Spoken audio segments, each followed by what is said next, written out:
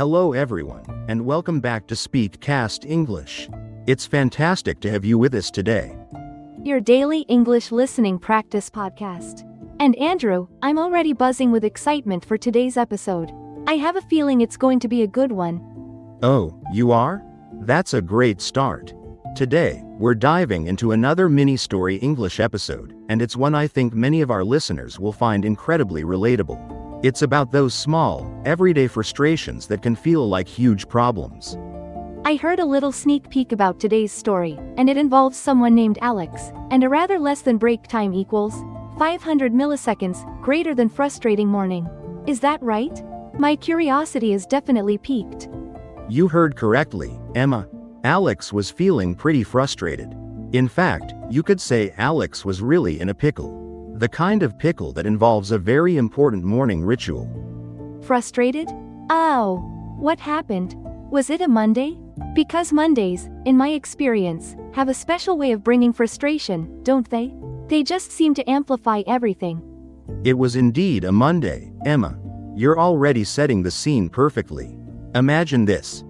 It's early, the alarm clock felt particularly cruel, and you're just dragging yourself out of bed, still half asleep. Oh, I know that feeling all too well. The struggle is real on a Monday morning. Especially when you just want 5 more minutes of sleep. Exactly. So, Alex finally manages to get up, stumbles into the kitchen, eyes still mostly closed, dreaming of that first glorious sip of coffee. You know, that magical moment that kickstarts the day? Absolutely. For me, it's not just a drink, it's a ritual. It's the promise of waking up, of being ready for the day. Without it, I'm just less than break time equals 500 milliseconds, greater than a zombie. A zombie, yes.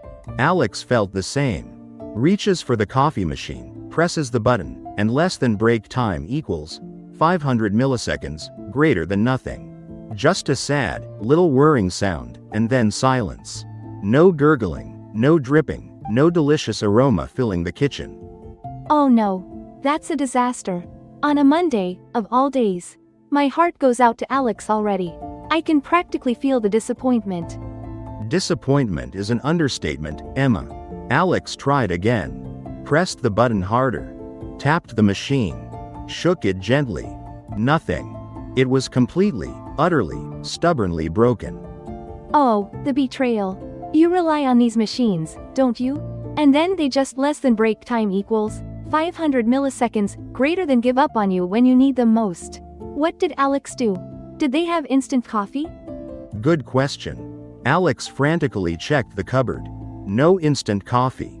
No backup plan. Just an empty jar where the emergency instant coffee used to be.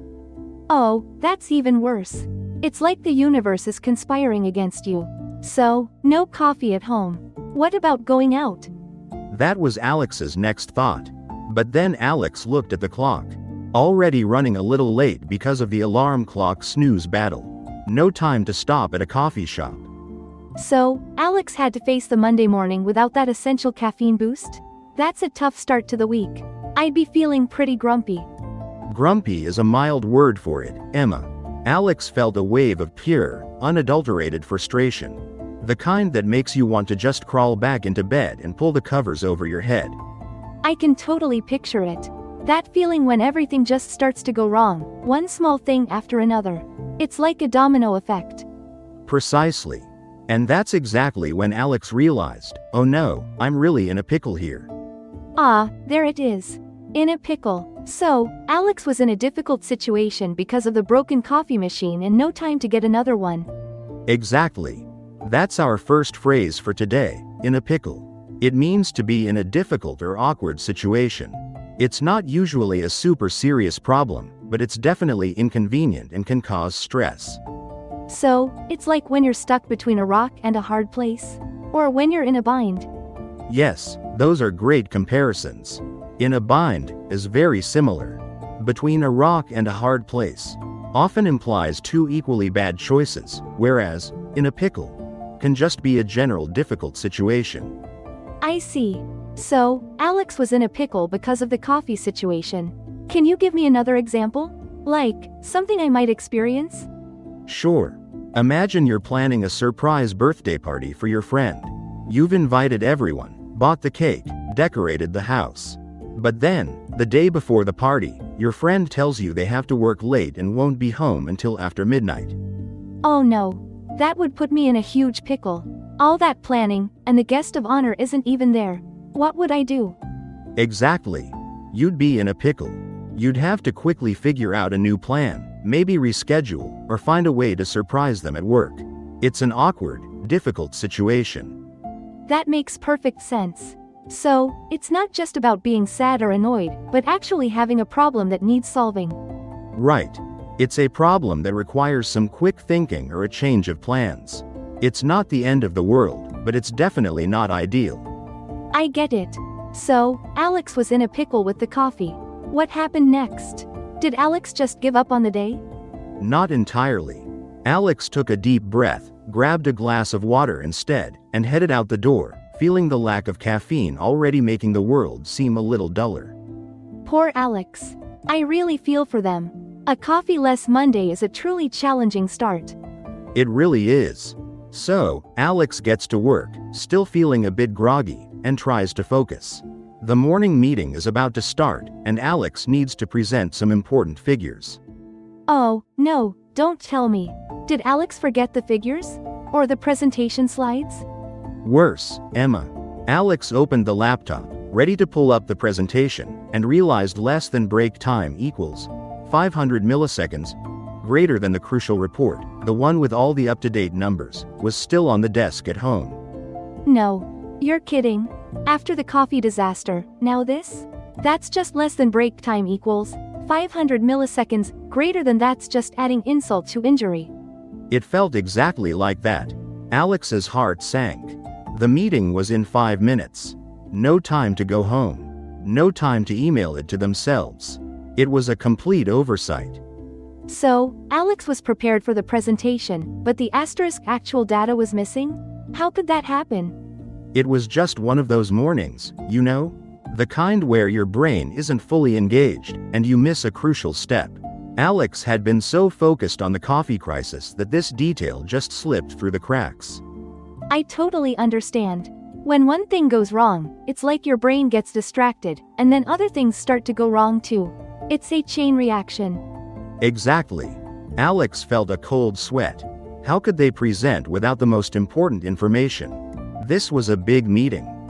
So, Alex had a plan, but then something unexpected happened that made the plan difficult or impossible. You've perfectly described our second phrase, Emma. Alex had definitely hit a snag. Hit a snag. I like that. It sounds very descriptive. Like you're walking along smoothly, and then your foot catches on something. That's a fantastic way to think about it. A snag is literally a sharp or rough projection, like a broken branch or a loose thread. So, when you hit a snag, it means you encounter an unexpected problem or difficulty that delays or stops progress. So, it's not a full-blown disaster, but it's definitely a problem that needs to be dealt with before you can continue. Precisely. It's a hitch, an obstacle, a minor setback. Alex's plan to present smoothly hit a snag because the report was missing. Can I try an example? Let's say I'm baking a cake, and I realize I don't have any eggs. Would that be hitting a snag? Yes, absolutely. You're in the middle of baking, everything's going well, and then snag. No eggs. You can't continue until you solve that problem, right? You have to go to the store or borrow from a neighbor. Exactly. Or, if I'm trying to learn a new language, and I suddenly come across a really difficult grammar rule that I just can't understand, that would be hitting a snag in my learning process. Perfect examples, Emma. You've got it. It's that moment when something unexpected pops up and makes things harder. So, Alex was in a pickle with the coffee, and then hit a snag with the missing report. This Monday is really testing Alex's patience. What happened in the meeting? Did Alex manage to improvise? Well, Alex quickly explained the situation to a colleague, Sarah, who was also in the meeting. Sarah, being a good friend, quickly pulled up an older version of the report on her laptop and whispered some key numbers to Alex. Oh, thank goodness for Sarah. A little ray of sunshine on a very cloudy Monday. So, the meeting wasn't a total disaster? No, thanks to Sarah, Alex managed to get through it, though not as smoothly as planned. It was a bit stressful, but they survived. Phew, that's a relief. I was worried Alex's day was just going to keep getting worse and worse. Oh, it wasn't over yet, Emma. The morning was still young. After the meeting, Alex went back to the desk, feeling a little drained but relieved that the presentation was done.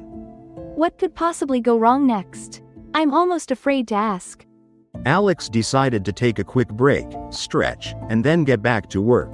Opened the laptop, ready to tackle the next task, and less than break time equals 500 milliseconds, greater than the screen froze. Completely. No mouse movement, no keyboard response. Just a static image. Oh, no, not the computer. That's like the ultimate modern-day frustration. Especially when you're already having a bad day. Exactly. Alex tried the usual tricks. Alt plus Control plus Delete, waiting a few seconds, tapping the keyboard. Nothing. The computer was completely unresponsive. Did Alex lose any work? That's always my biggest fear when my computer freezes. Unfortunately, yes. Alex had been working on an important email, drafting a detailed response to a client, and hadn't saved it in a while. All that work, gone. Oh, that's just soul-crushing. After the coffee, after the report, now this? That's too much for one morning. It was. Alex stared at the frozen screen, then at the empty coffee mug, then remembered the forgotten report. And at that moment, a feeling washed over Alex. It was the feeling of, I can't take this anymore. I know that feeling. It's like a tiny little thing happens, and it just pushes you over the edge. It's not even a big problem on its own, but combined with everything else, it's just less than break time equals 500 milliseconds, greater than too much. You've perfectly captured the essence of our third phrase, Emma. For Alex, the computer freezing and losing that unsaved work was the last straw. The last straw. I've heard that one before. It means it's the final problem in a series of problems that makes you lose your patience. That's right. It comes from an old idiom, the straw that broke the camel's back. Imagine a camel carrying a very heavy load. You keep adding straws, one by one. Each straw is light, but eventually, one tiny straw is added, and it's just enough to break the camel's back. Wow, that's a powerful image. So, it's not the biggest problem, but it's the one that makes you finally give up or get really angry. Exactly. It's the point where your patience runs out.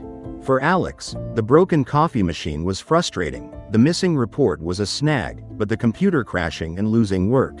That was the last straw. So, it's like when you're having a really bad day, and then someone spills coffee on your shirt.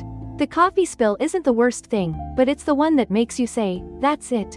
I'm done. Perfect example, Emma. Or maybe you're trying to assemble some furniture, and you've been struggling for an hour, you're tired, you've dropped a screw a few times, and then the final piece just won't fit.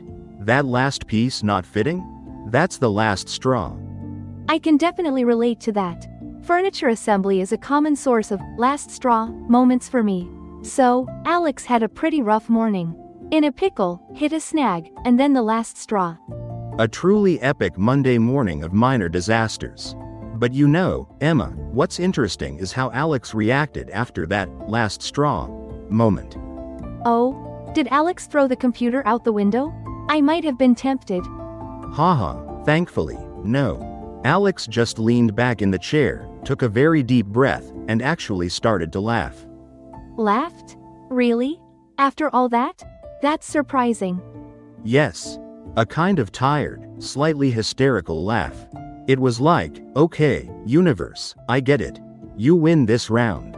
But then, something shifted. What shifted? Did Alex suddenly find a hidden coffee stash? Not quite. Alex realized that even though the morning was a mess, it wasn't the end of the world. The coffee machine could be fixed later. The report had been mostly covered by Sarah's help. And the email?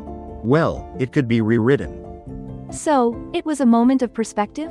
Realizing that these were just small, annoying problems, not life-altering catastrophes. Exactly. Alex decided to take a proper break, step away from the computer, and go for a short walk outside. Get some fresh air, clear the head. That's a really healthy way to deal with it. Instead of letting the frustration build up, just step away and reset. And when Alex came back, the computer had actually restarted itself. And while the email was gone, the fresh air had given Alex a clearer head to rewrite it even better. Wow, so it ended on a slightly more positive note. It just goes to show that even the worst mornings can turn around, or at least, you can change your attitude towards them. Absolutely. It's all about how we choose to react to those little frustrations. Sometimes, you just have to laugh at the absurdity of it all. I agree. And it's a great reminder that everyone has these days. It's not just Alex, it's all of us. That's the human experience, isn't it? We all have our pickle moments, our snags, and our last straws. The key is to not let them completely ruin the whole day. Well, Alex's story was certainly relatable, Andrew. I've had my fair share of those kinds of days. Me too, Emma, me too. Now, before we finish, let's practice these phrases a little. I'll say them, and you and our listeners can repeat them after me. Ready? Ready. I love the shadowing part. It really helps to make the phrases stick. Great. Let's start with our first phrase, in a pickle. In a pickle. Good. Now, try it in a sentence. I'm really in a pickle because my car broke down. I'm really in a pickle because my car broke down. Excellent. Our second phrase, hit a snag. Hit a snag. And in a sentence, my plans to travel hit a snag when I lost my passport. My plans to travel hit a snag when I lost my passport. Fantastic. And finally, our third phrase, the last straw. The last straw. And the sentence, when the internet stopped working, that was the last straw for my patience. When the internet stopped working, that was the last straw for my patience. Wonderful job, Emma, and to all our listeners out there. You're doing great. That was really helpful. Hearing them in context and then repeating them makes a big difference. Before we finish, let's do a quick recap of today's main ideas and the most useful phrases. We talked about Alex's frustrating Monday morning, and how small problems can add up. And we learned 3 fantastic phrases to describe those difficult situations. In a pickle, meaning to be in a difficult or awkward situation. Then we had hit a snag, which means to encounter an unexpected problem or difficulty that delays progress. And finally, the last straw, which is the final problem in a series of problems that makes you lose your patience. Pick 1 or 2 expressions and try them in real life today, even in a very short conversation. Maybe you can tell a friend about a time you were in a pickle. Or perhaps you hit a snag with your morning routine. Or maybe, just maybe, you'll avoid the last straw today. Thank you for listening today. We hope this episode helped you practice real English. Please like this video. Subscribe to the channel. Leave a comment with your favorite phrase from today. Before we finish, let's do a quick recap of today's main ideas and the most useful phrases. Pick 1 or 2 expressions and try them in real life today, even in a very short conversation. You've been listening to SpeakCast English. Thanks for practicing with us, and see you next time on SpeakCast English.